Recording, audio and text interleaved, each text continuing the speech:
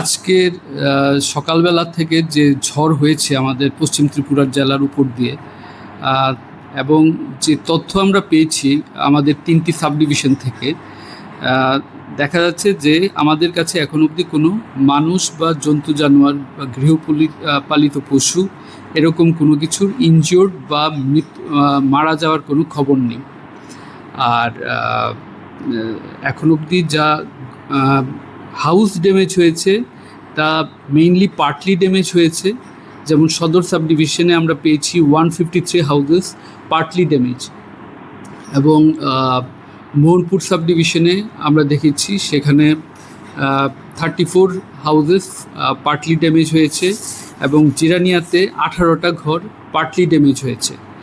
Severe damage হয়েছে Jirania sub ডিভিশনে 1টা, Mohanpur sub ডিভিশনে 2টা, এবং সদর সাব ডিভিশনে 27টা 27।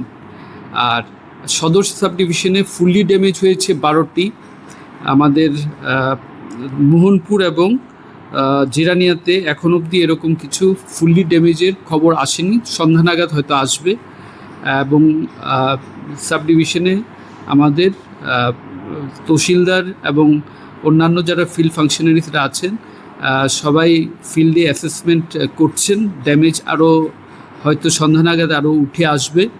আর ডিসিএমরাও প্রতিনিয়ত খবরাখবর রাখছেন, এবং এসডিএমরা টোটালি টাচে আছেন ফিল্ডের সঙ্গে। আরেকটা হচ্ছে যে ব্রহ্মকুণ্ড সিমনা রোডে একটা গাছ পড়েছিল এবং রাস্তা ব্লকেট ছিল। আমাদের sub divisional disaster management team গিয়ে সেই গাছটিকে সরান, এবং এখন আবার গাড়ি চলাচল আবার পুনরায় চালু হয়েছে ওই রাস্তাটিতে। তো এখন অবধি এটাই আমাদের কাছে খবর। না, এরকম অপ্রীতিকর ঘটনা এখনও কিছু আমাদের কাছে নেই। সবাই বলেছেন মানে no injury in their subdivision. কোনো এরকম এখনও অ্যাসেসমেন্ট চলছে।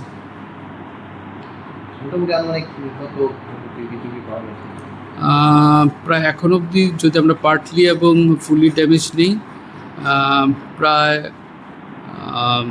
40 লাখসের মতো এখন আপাতত 40 লাখ। এটা বাড়বে, আমাদের প্রাথমিক তথ্য অনুসারে প্রায় 40 থেকে 50 লাখ আমাদের ড্যামেজ অ্যাসেসমেন্ট হয়েছে west Tripura district. Thank you.